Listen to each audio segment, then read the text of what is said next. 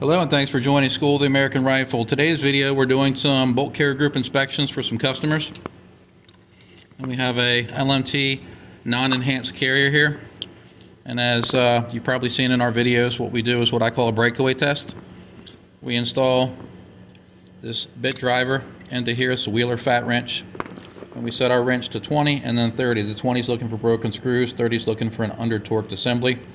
We put it in here, and we do not want to see this. The screws are moving. So these were not torqued down properly. The staking on it looks very good. This is why we do the tests in the videos, to make sure that these aren't under torqued.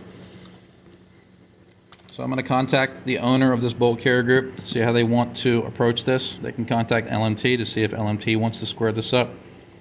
Or I can put a new carrier key on here and new screws and stake it down. Hope you found this video educational, and as always, thanks for watching.